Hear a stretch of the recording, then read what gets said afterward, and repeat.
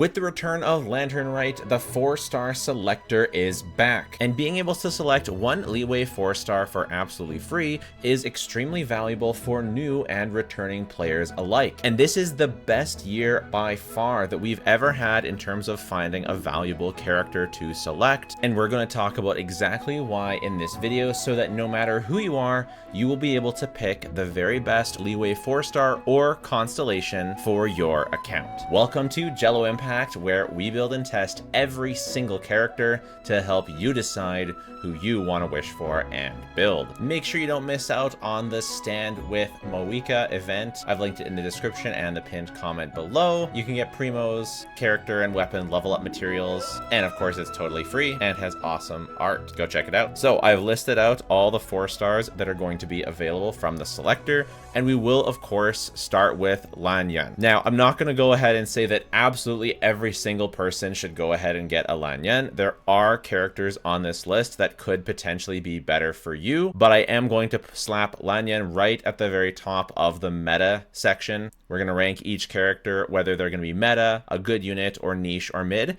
None of the leeway 4-stars are actually bad anymore. All of them have a little bit of use, with maybe one exception, but all of them have gone to be at least usable if you really want to use them and you really want to get them. And that's really cool to see. It wasn't always like this. There were kind of two stragglers that have now come up with recent supports or recent ways that they support that are actually reasonably viable-ish now, that I can say it won't be so bad to go for any of them. You'll at least have something you can do. But Lanan, she is looking to be one of the craziest 4-stars that we've had in a really long time. Based on the calculations I've seen, one of my YouTube friends, Flip, I do link him in the comments in my videos because I look at his calculations from time to time. He's calculated that her shield at Constellation 2 is stronger than a Zhongli shield, and she has Virdess and Venerer as an Animo unit. Her shield lasts 12 seconds, which is long enough for most teams. Not as long as Zhongli, but long enough for most teams. She can double swirl, probably pretty easily because her normal attacks are infused with Animo.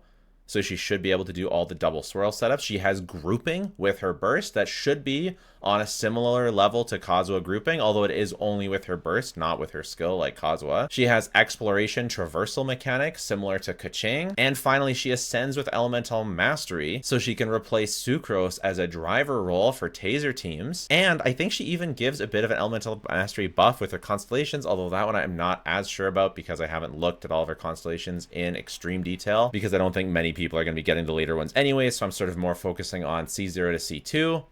And so overall, she's looking absolutely bonkers. She's going to be great for aggravate teams, for vaporize teams, for electrocharge teams as a driver. And who knows what other teams that she's going to work with. She's just looking like a super universal support and shielder. Amazing for the overworld. She's a character that if she stays the way she is in beta, I might never recommend Zhongli again. Zhongli might go down in the tier list. If she stays the way she is, she could end up being a tier 0 character, possibly. Not saying that for sure. We've got to test her. Maybe there's some things about her kit that don't work out. Maybe she's just maybe I'm overhyping. Maybe she's just a tier 1 character. But I feel like if she has the grouping of Kazuha and the shield of Zhongli and the viridescent shred of Kazuha, we're looking at a tier 0 unit, I feel like. But we'll have to wait and see. But so I'm not going to be making a pre-release on her until closer to the second half of the banner. But so this little portion will have to be good enough. But the more I learn about her, the crazier it seems, and the more excited I am to test her. So I'm really, really excited. Plus, she has just such a cute design, and all her animations are so good. And you can get her for absolutely free. So, you know, #1 Lanan salesman. We'll see if it actually pans out, but she's looking like an amazing, amazing pickup. Chongyun, quite a bit better than he used to be. He now has plunge stuff. He has Jalonin melt stuff. He has Farina Bennett Shangling stuff. He has some monocryo stuff with Shenhe. He is not bad. I'm gonna put him in niche or mid, because if you invest in him, he can clear really solidly. He's not on the level of, you know, most 5-star DPSs, but he is absolutely a solid unit, and people underrate the heck out of Chongyun. He is totally usable, totally clearable. If you love this guy, you know, he is good. But we do have a second section where we're going to be talking about all of their constellations, and that's important because he doesn't pop off until C6. So that's something you want to keep in mind when choosing a character is I'm going to list, after we rank where they're meta, we're going to talk about when they pop off on the list. Next is Xiangling. She's absolutely meta. She is going to be power crept in most teams by Moeka, but there will still be some teams where she shines, and she will still be a very strong character on all teams. So Xiangling is always a great character to pick up. Just remember, you can get her for free from the Spiral Abyss, but you do need 4 copies of her. However, you can get these copies from the Star Glitter exchange, so if you're really unlucky on banners and not getting copies of Xiangling, you can redeem her for Star Glitter, whereas Lanan cannot be redeemed for Star Glitter, and who knows, you know, when she'll appear on banners again, so I would definitely prioritize her for most people. Yao Yao is a Dendro healer, and that can be really valuable for especially aggravate teams if you're trying to build an aggravate team. She can buff by using the Instructor's Artifact set or by the Sapwood Spear, whatever that one was called, the craftable from Sumeru. She can be used on Nilou teams, and generally she's very, very good. I don't know if I want to put her in meta or just good unit. I think I'm just going to put her in good unit, but she's pretty close to that. It's only because aggravate teams like aren't super crazy, and the ones that are, which it would be the Clorand, really wants to use Kirara over Yao Yao, so I'm just going to put her in good unit, but the nice thing is she's very valuable just at C0, which will be reflected when we get up here. Next is Gaming. He is great right now, and he's poised to becoming even better with the launch of Citlali. Plunge, Melt Gaming should be really, really cracked, and that's really, really, really good for Gaming enjoyers. I'm very, very excited to test him out properly. I recently got pretty close to maxing out my Gaming, so I will definitely be testing him out with Citlali. Those of you who really enjoy Gaming, he is a DPS, so you're choosing him like a 5-star DPS, and he is as strong as a 5-star DPS, so you can really invest into him. You're going to be farming for him, you're going to be maining him, you're probably going to want to go for some kind of 5-star weapon, whether that be a, you know, Refinement 5 Serpent Spine, which isn't a 5-star, but you know what I mean, or whether it's Beacon, or Moeka's weapon might be his new best in slot, or that Plunging Claymore, or whatever. You're going to be loving your Gaming and really pouring your resources into getting him good artifacts and getting his teammates, and that's what it's all about for Gaming. He is a DPS that you're going to build around, whereas Xiangling and Lanan, you build them and they support your other teams. So Gaming is the character that you choose because you love Gaming, and he will reward you for doing so. He also needs high constellations. Again, we'll talk about that over there. Ningguang got a huge buff from Xilonen. I would have had a whole new tier, and she would have been in it, where it's just like you need to carry them hard with the rest of your teams. And yeah, Xilonen still does carry her hard, but Ningguang actually does damage on Xilonen teams. So if you're using Farina, Yelan, Xilonen, actually quite good. Farina, Bennett, Xilonen, Ningguang is actually doing real damage. Very, very impressive. Totally 36-star clearable, you know, not as good as, you know, 5-star DPSs like Ito or whatever else, but still completely usable and, you know, not dissuading anyone from getting Ningguang. She does really want high constellations as well. We'll talk about that up there. Xinyan is the only one that I am considering leaving down here. She does have the use case of applying Pyro for Mualani, but I think I'm going to use her in Needs to be Carried. Just because I don't want anyone to get the wrong idea. Like, yeah, Ningguang is very, very niche on the Xilonen team, but I feel like she still does more than Xinyan. You can do like Plunge Xinyan. I don't know if it's tough. I'm right on the fence. There's stuff you can do, but I think the core of her kit is so broken that the stuff that she does is sort of janky. You can do Kinich stuff, but the problem is her like refreshing shield, it can break and then it doesn't refresh properly. And just overall, yeah. Yunjin is going in niche or mid. She basically only goes for maybe Wanderer teams. Clorand teams she can kind of do, which are pretty good. Probably her best teams are Clorand Xilonen teams. They're really kind of annoying though, because neither Yunjin nor Xilonen have very much off-field geo, and so keeping up the crystallize to get geo resonance is kind of difficult, and there's not really room for a shielder on on these teams. So yeah, she's fine on yoimiya teams, but those teams are yoimiya teams. I love yoimiya, but you know. So yeah, Yunjin goes niche or mid. Beidou. I think I'm gonna put Beidou in good unit. I don't think she's niche or mid, but she's close because there's just not a lot of teams that you end up using Beidou on. She has a good kit in theory, but the restriction to 2 to 3 targets, really ideally 2 target enemies where she maxes out her damage, just makes it kind of tough. There are a lot of abysses like that though, so she's still quite good. And there's just not that many teams that you really want to put Beidou on. Her energy needs are really high, but she does do good damage, and you know, she's getting a couple buffs for her taser team, her electrocharge team with Lanyan and the new electrocharge buffs. So yay.